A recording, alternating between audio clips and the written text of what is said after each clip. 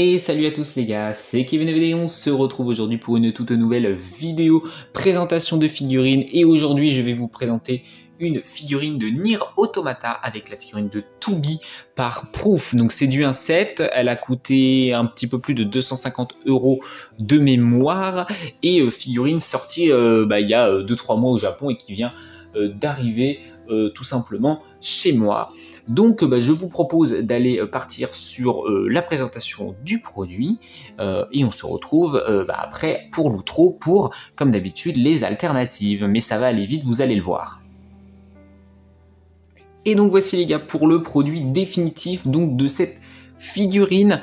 Pas mal de choses à dire dessus, vous allez le voir, donc là elle est entièrement montée. Il y a eu une espèce de vague quand la figurine est sortie de gens déçus par le produit définitif. Les photos qui en effet faisaient vraiment assez peur, hein. Les photos je trouvais du produit définitif qu'on avait sur My Figure Collection notamment, mais qui faisaient quand même assez flipper, on va pas se mentir, mais qu'en est-il réellement ? Pour moi, cette figurine, elle a deux gros points positifs et deux gros points négatifs en fait. Et donc, c'est une figurine qui, vous le verrez, hein, je vais la comparer évidemment à la Flair et la Aniplex, qui sont les deux que j'ai déjà aussi à la maison. Mais pour moi, elle n'est pas déconnante dans une collection, celle-ci, selon ce que vous recherchez. Ça va dépendre de ce que vous recherchez. Donc vous le voyez ici, niveau de la figurine, pour ceux qui ne la connaissent pas du tout, vous avez donc le personnage qui marche, donc qui monte en fait tout simplement un escalier ici, avec une pose quand même qui est ultra stylée. J'adore la pose, pour le coup, du personnage, et vous avez des choses assez originales. Vous avez bon, déjà un socle complet, donc ça c'est vraiment positif, et vous avez cette grosse arme qu'on voit quasiment jamais, qu'on voit jamais en figurine tout simplement. Donc voilà. Ensuite, vous avez évidemment le pod que vous avez ici, je vais vous le montrer un peu plus en détail après. Tout simplement. Donc globalement, dans les points positifs pour moi, il y a le sculpte. Le sculpte est vraiment extrêmement bien fait. Comme au niveau du prototype, il n'y a pas grand chose à dire là-dessus. Vous avez ici par exemple les petits stries au niveau de la robe qui sont bien définis, ou encore ici où c'est creusé. Donc le sculpte va être vraiment un point positif à ce niveau-là. On reviendra bien plus en détail sur les différentes parties de la figurine après, hein. Je vous fais d'abord un tour global. Donc premièrement, le sculpte est un point positif, et deuxièmement, les nuances. Alors il y en a qui dans les commentaires de My Figure Collection ont dit qu'il y avait quasiment pas de nuances, que c'était quasiment en un bloc de couleurs. Je suis surpris de les voir dire ça, parce que c'est pas du tout le cas sur cette figurine. Déjà, vous le voyez au niveau des rochers, vous avez plein de nuances, on reviendra aussi en détail dessus. Même au niveau de la robe, qui a beaucoup été décriée, il y a plein de nuances au niveau de la robe. Alors où est-ce que je vais pouvoir vous le montrer réellement? Sur du noir, c'est pas évident. Peut-être plus de ce côté-là. De ce côté-là, on voit un peu plus, mais c'est un peu plus blanchâtre ici que là, par exemple. Vous le voyez très bien. Il y a des nuances sur cette figurine, hein. Voilà, les gens qui disent qu'il n'y a pas du tout de nuances, c'est faux, hein. Il y a vraiment des nuances, et pour moi, c'est même un point positif parce que elles sont vraiment bien faites. On va le voir aussi au niveau des bottes, même si là, on le voit pas un petit peu là. Vous le voyez ici, c'est un peu plus blanc ici qu'au niveau du genou. On va le voir un peu plus en détail quand je vous montrerai la figurine d'un peu plus près. Et donc ça, et puis au niveau des cheveux, par exemple aussi, on a pas mal de nuances de gris dedans, qui sont très bien faites. Ça, c'est pour les deux points positifs pour moi de la figurine, c'est le sculpte et les nuances, c'est très bien géré, c'est très bien travaillé.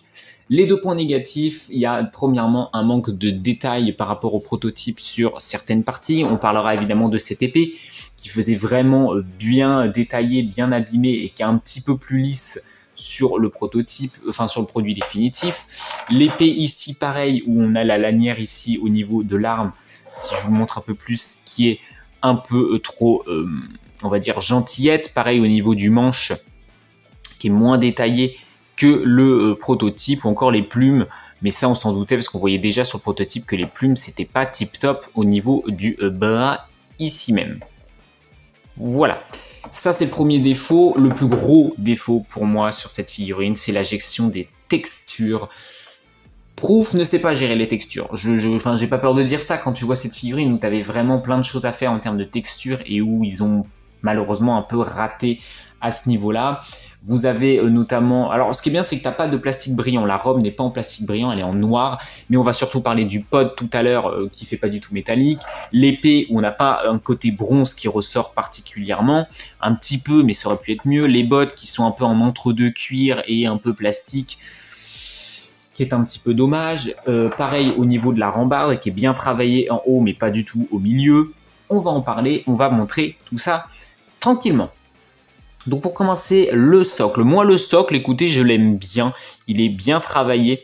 Là-dessus, vous avez donc un escalier en roche tout simplement et vous le voyez, vous avez un beau travail de nuances dessus avec des parties plus claires sur les rebords, plus foncées vers l'intérieur. En fait, ça fait vraiment roche, on a vraiment l'impression de voir des cailloux, ça fait pas plastique, ça fait pas cheap.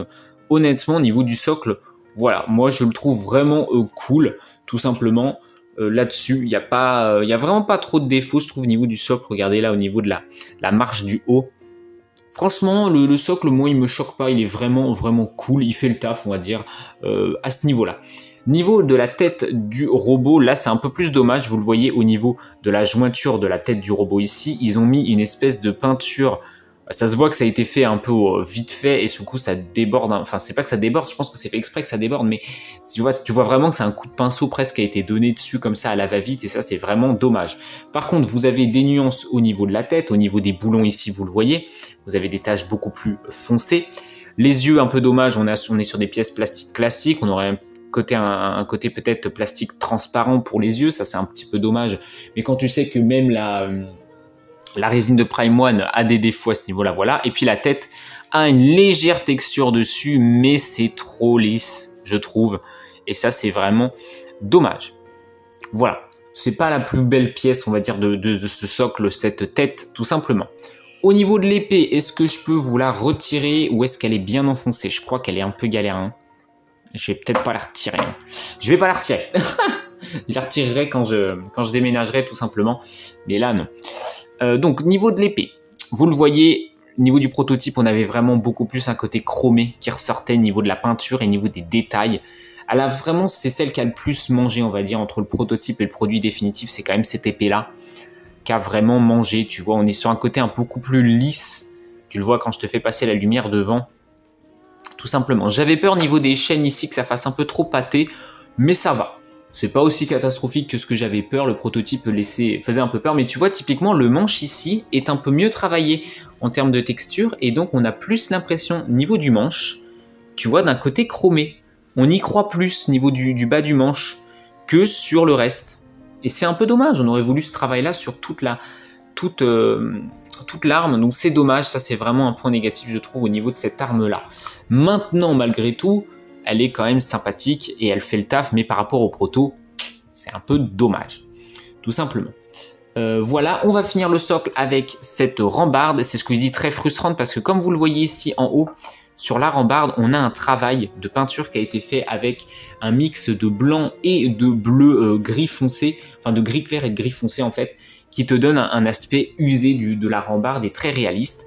Et quand tu arrives au milieu, ils ont plus du tout ce travail-là. Tu vois clairement la différence là, entre là et là, tu vois.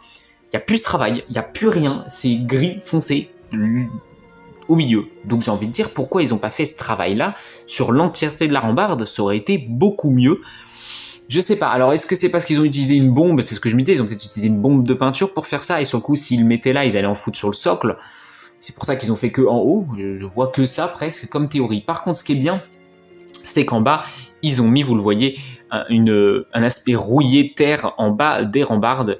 Donc ça, c'est très joli par contre à ce niveau-là. Petit défaut, alors je ne sais pas si c'est la mienne ou si c'est toute la dernière petite truc comme ça. Donc ça, c'est pas une pièce à monter, c'est déjà monté sur le socle. Hein. C'est pas moi qui l'ai monté, cette rambarde, elle était déjà sur le socle à l'ouverture, mais vous voyez, elle est tordue pour justement qu'elle puisse rentrer dans le trou qui est fait pour ça. Alors est-ce que c'est ma figurine qui a ce problème ou est-ce que c'est toute, je ne sais pas. Ça, c'est un peu dommage parce que tu vois, quand tu la poses, tu vois quand même que la dernière rambarde est tordue. Alors, dans le lore, on va dire, du jeu, comme c'est une cité en ruine, ça match avec le lore, donc c'est pas trop grave, mais ça aurait été sympathique pour le coup, je trouve, de faire en sorte que ça soit pas tordu. D'ailleurs aussi petit point, mais ça c'est pas dû au produit définitif, mais au projet général on va dire de la figurine, pourquoi ne pas avoir fait des rochers blancs? Pourquoi ne pas faire la ville dupliquée justement sur cette figurine là? Je trouve que ça aurait bien matché, tu vois, d'avoir le socle blanc avec le personnage en noir, je trouve que ça aurait bien matché. Voilà, j'aurais presque préféré ça tout simplement. Mais bon. Ok, donc pour le socle, tout simplement, on va passer au pod tout de suite. Alors lui, par contre, je vais le retirer parce que je peux me le permettre. Et alors le pod, c'est simple, c'est ni fait ni à faire. Déjà, la taille, il est trop petit. Il est beaucoup trop petit, le pod est beaucoup plus gros. Voilà. Alors déjà, oui, c'est vrai que je ne l'ai pas précisé, mais je le redis ici, cette figurine est issue de la version animée, pas de la version jeu vidéo. Donc c'est pour ça que la robe notamment est un petit peu différente, que le design du perso est légèrement différent que la version du jeu vidéo. Donc le pod, il y a quelques nuances dessus au niveau de du robot, mais c'est très léger déjà. Et puis surtout, bah voilà, quand je vous dis qu'il ne savait pas gérer les textures, voilà, on a un côté un peu plastique niveau de ce robot. Tu vois, le côté gris ne ressort pas, il n'est pas métallique. Le côté bronze au niveau des bras ou de l'arrière ne ressort pas. La tige transparente ultra grosse. Bon, heureusement déjà elle est transparente, mais elle est un peu trop grosse. Bref, pour moi il fait vraiment cheap ce pod et c'est vraiment dommage pour moi que ce pod fasse autant plastique. On passe au personnage. On va passer par un autre point négatif. Pour moi déjà, pour moi il y a 3 points négatifs clairement, on va dire en termes de pièces. Le pod, ça va pas du tout. L'arme ici qui aurait pu être mieux et celle-ci qui aurait pu être mieux aussi. Les deux armes en général. Pourquoi? Alors déjà, vous avez en point positif des nuances. Vous le voyez, le bord de la lame est beaucoup plus foncé que l'entièreté du reste de la lame. Mais par contre, je trouve qu'au niveau du bandeau bleu ici, vert, bleu, bah, ça manque de détails. Pareil au niveau de la petite ficelle que je vous ai mentionné tout à l'heure ici. Et ici, il y a un petit peu de peinture qui bave au niveau, vous le voyez, du manche. C'est pas très bien défini, c'est un peu dommage. Par contre, vous avez encore une fois un côté sale qui a été géré au niveau du manche, un peu plus jaunâtre, donc ça c'est bien. Les petites plumes ici qui ont des nuances, vous le voyez, un petit peu plus grisâtre au bord des pointes, tout simplement. Et puis la lame par contre fait assez métallique pour le coup, c'est presque la partie qui fait le plus métallique. Donc ça c'est par contre plutôt un bon point. Ensuite, alors vous avez 2 visages, c'est vrai, putain, mais j'ai rangé l'autre visage. J'ai rangé le visage non démasqué, enfin non masqué, pardon, que personnellement j'aime pas trop. Je préfère largement la laisser avec le visage masqué personnellement. On en parlera ça après. Alors niveau des bottes, c'est ce que je vous disais, on est sur un entre-deux. Niveau des bottes, ça c'est vraiment dommage. C'est-à-dire que l'on a un côté lisse, vous le voyez. Il n'y a pas de texture sur les bottes, c'est vraiment du lisse. Vous revoyez très bien les nuances au niveau des bottes qui sont très bien gérées pour le coup. Là-dessus, il n'y a pas vraiment de souci. Par contre, elles ne sont pas aussi brillantes, par exemple, que la Aniplex, qui a vraiment un parti ultra brillant. Et sur le coup, avec celle-ci, on se retrouve un peu en entre-deux. On a une texture lisse qui fait penser un peu à des bottes en caoutchouc. Tu sais, les bottes que tu mettais quand tu étais gamin, tu vois. Les bottes jaunes, vertes, de toutes les multicolores pour marcher dans la gadoue, qui sont vraiment plastifiées, tu vois. Donc ça fait la texture donne cette impression-là avec un côté lisse, mais la brillance n'est pas ultra brillante, pourrait te faire penser plus à des bottes en cuir, mais on n'a pas la texture du cuir dessus. C'est dommage, c'est un entre-deux qui est vraiment dommage là-dessus. Mais sinon, à part ça, les lacets sont très bien faits ici aussi. Là, si le focus veut bien, voilà. Ça fait pas pâter, donc ça c'est plutôt bien géré. Les collants sont bien gérés aussi là-dessus. Le petit côté, la petite pointe noire ici, en haut des collants, est brillante par rapport au collant qui est mat et vous le voyez ici, ça vient un petit peu resserrer la cuisse donc des deux côtés. Donc ce côté-là, c'est bien fait. Évidemment, pour des raisons évidentes, je vous montrerai pas en dessous, mais date as, voilà. Ensuite, vous avez niveau de la robe, un truc plutôt cool, moi que j'aime bien, c'est comme je vous l'ai dit tout à l'heure, c'est sculpté au niveau du design. Ils auraient pu faire comme Aniplex, où ils avaient fait le parti de mettre un autocollant brillant, blanc brillant qui ressortait. Mais là, c'est dommage parce que ça ressort pas assez, je trouve, les designs. Ils auraient mérité d'être un peu plus blancs que gris, tout simplement, à l'intérieur du sculpte. Mais par contre, c'est bien que ça soit sculpté. Donc là-dessus, c'est très bien. Je vous ai parlé des nuances de la robe qui sont très jolies. Le dessous est ultra nuancé aussi. C'est en gris. Il y a énormément de nuances sur le dessous de la robe. Par contre, vous n'avez pas les stries qui sont faits sous la robe comme sur la version jeu vidéo parce qu'on est sur la version animée qui n'a pas ces détails-là, ce qui est normal pour une version animée. Tu vas pas te faire chier à faire des détails en dessous d'une robe. C'est évident. La main fait un peu pâter. Les deux mains, d'ailleurs, font un peu pâter. Si je regarde la deuxième main qui est là... Mais je peux pas vous le montrer ici, là. La deuxième main qui, si le focus veut globalement bien se faire, Je les trouve un petit peu trop légères, ces deux mains-là, en termes de détails. Niveau des gants, on a, vous le voyez très bien, des nuances, hein, avec justement ici un côté un peu plus grisâtre, bleuté, voilà. Et les gants sont légèrement brillants, un peu plus brillants que la robe pour ressortir un peu. Donc ça, c'est plutôt bien, comme ils font sur beaucoup de figurines de Tubi. Ensuite, niveau du design de la robe, du sculpte, il n'y a pas grand chose à dire pour le haut. Pareil ici, on a le côté transparent au niveau de la poitrine qui est bien géré. Alors, c'est pas vraiment transparent, hein, mais la peinture te donne vraiment l'impression que c'est transparent. Donc ça, c'est vraiment bien géré à ce niveau-là. Et de ce côté-là, encore une fois, on a le reste des designs de la robe que vous voyez un petit peu mieux ici avec, comme je vous l'ai dit, les nuances au niveau de la robe. Des côtés un peu plus blanc ici, un peu plus marron là, un peu plus blanc là. Donc, qui est vraiment bien géré. Au niveau du visage, je savais que c'était pas le point positif de cette figurine, c'était pas son point fort, le visage. Alors, si je peux vous le montrer, voilà. Alors, attendez, je vais essayer quand même de faire un focus un peu meilleur que ça. Alors, hop, voilà.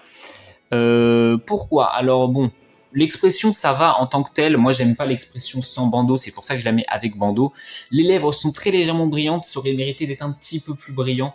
Peut-être un peu plus prononcé aussi les lèvres, mais après, encore une fois, c'est celle de la version animée, qui a un design un petit peu différent, donc ça me choque pas tant que ça à ce niveau-là, mais elles auront au moins mérité d'être un peu plus brillantes pour que ça ressorte un petit peu plus, ou peut-être un peu plus rougeâtre aussi, peut-être, que là, c'est vraiment quasiment couleur peau. Et donc les cheveux, voilà, c'est ce que je vous disais, niveau... je vais peut-être enlever la tête, parce que je vais galérer à la remettre, parce qu'elle est pas compliquée à monter, la figurine, mais la tête est un peu chiante à retirer, par contre. Vous le voyez, moi, le seul petit regret que j'ai au niveau de la tête, c'est cette mèche à l'avant qui est un peu trop, vous le voyez, collée au bandeau, je trouve. C'est un peu dommage, mais sinon, les cheveux, vous avez de belles nuances. C'est pas les cheveux les plus détaillés qu'on ait vus sur le personnage, mais voilà. Ensuite, on a fini globalement sur cette figurine, mais voilà, comme je vous l'ai dit, c'est une figurine qui est vraiment sympa. Moi, je ne peux pas vous la conseiller. Après, il y a un autre dernier point négatif que je peux peut-être mentionner, c'est au niveau des proportions. Peut-être que les bras sont trop fins. Voilà, encore une fois, c'est tiré de la version animée. Et les jambes sont trop fines aussi. Voilà, pour moi, le mollet, là, il est pas assez épais. Pour moi, le mollet ici. Les cuisses, peut-être un peu plus aussi, mais je pinaille à ce niveau-là. Mais pour moi, c'est une figurine qui a beaucoup d'avantages par rapport à la Aniplex et à la Flair. Elle n'est pas aussi catastrophique que ce que les gens peuvent dire sur les réseaux ou notamment en photo. En photo, tu as vraiment l'impression qu'elle est vraiment pas belle. Je l'accorde, moi quand j'ai vu les photos, j'ai fait oula, qu'est-ce que c'est que ce truc? J'ai vraiment eu assez peur. Et finalement, quand tu l'as entre les mains, oui, elle a des défauts, j'en ai parlé, mais elle est pas catastrophique, quoi. Elle est quand même cool. Est-ce qu'elle vaut le prix? Je sais même plus combien je l'avais acheté celle-ci. Elle devait à plus de 250, je crois, celle-ci. Hein. À mon avis, je pense pas qu'elle vaille le prix. Attendez, parce que pour moi, il y a un monde où cette figurine sera trouvable moins cher. À mon avis, il y a un monde où c'est faisable. Après, je connais pas les quantités de production de proof, par contre. Mais c'est une figurine qui est quand même ultra sympa. Hein. Enfin, vraiment, elle est pas aussi catastrophique que ce que les gens disent. Et puis en plus, pour exposer la figurine, déjà, c'est une figurine qui s'expose pas trop en hauteur. Enfin, pas trop en hauteur. Disons que tu peux l'exposer vers le bas. Tu peux la mettre un peu plus basse dans ta collection. Ça match aussi. C'est une figurine qui peut se voir dans plein d'angles. Tu peux la mettre droite comme ça. Moi, ma façon dont je veux l'exposer, c'est un peu plus comme ça. Un peu plus, voilà, dans ce sens-là. Je trouve qu'elle rend encore mieux dans ce sens-là. On voit mieux l'épée ici. Et puis au niveau du regard, elle vient un peu vers nous. C'est pour ça que si tu mets en plus la version démasquée, ça matchera moins bien si tu veux l'exposer comme ça, parce que tu verras vraiment qu'elle te regarde pas. Là, tu peux y croire parce que là, tu as le bandeau. Vraiment, moi, j'aime beaucoup l'exposition comme ça. Comme ça, peut-être aussi, avec le dos apparent ici d'Eldo. Vraiment, tu peux l'exposer comme ça, tu peux l'exposer comme ça. Bon, tu peux, comme ça, tu peux aussi l'exposer comme ça un peu, mais je conseille moins parce que tu vois un peu plus la tige du pod ici. Je le conseille un peu moins. Mais pour moi, ouais, une bonne exposition comme ça, là, ça peut vraiment faire le taf. Vraiment, cette figurine, c'est vraiment un entre-deux. C'est-à-dire qu'il y a vraiment des bonnes choses dessus. Les nuances, le sculpte, excellent. Il y a du moins bon, la gestion des textures principalement et des détails sur certaines parties qui manquent au niveau du prototype. Mais honnêtement, c'est pas la catastrophe dont dont certains peuvent parler sur les réseaux. Je peux vous l'assurer. vous serez pas déçus. Alors peut-être pas à 250, essayez peut-être de l'avoir plus autour de 200, même si je suis pas sûr que vous puissiez l'avoir à ce prix-là. Mais honnêtement, c'est une figurine qui vaut le coup et qui, pour moi, rentre dans ma collection de Nier Automata. Et je suis très content de l'avoir dans ma collecte parce que malgré tout, c'est une très belle pièce, tout simplement. Pour les alternatives, les gars, donc de cette figurine, je vais pas me refaire un tour des figurines disponibles de Tubi. Je vous avais fait l'année dernière un récap de toutes les figurines de Tubi à la période où il y a eu énormément d'annonces et il n'y a pas eu de grosses annonces principales en plus, si ce n'est la Tubi par Freeing en bunny. Mais c'est une bunny, donc c'est complètement différent de ça. Donc il n'y a pas de nécessité de particulièrement en parler dans cette vidéo. Donc voilà pour cette vidéo, j'espère qu'elle vous a plu. N'hésitez pas à me le faire savoir en likant la vidéo, c'est la façon la plus simple pour vous de me le faire savoir tout simplement. N'hésitez pas également à me dire ce que vous pensez de cette figurine, quelles sont vos figurines préférées de Tubi en commentaire, et à vous abonner pour ne pas rater les prochains contenus de la chaîne parce qu'il va évidemment y en avoir. Et sur ce, je vous dis à très bientôt pour de prochaines vidéos. Bye bye.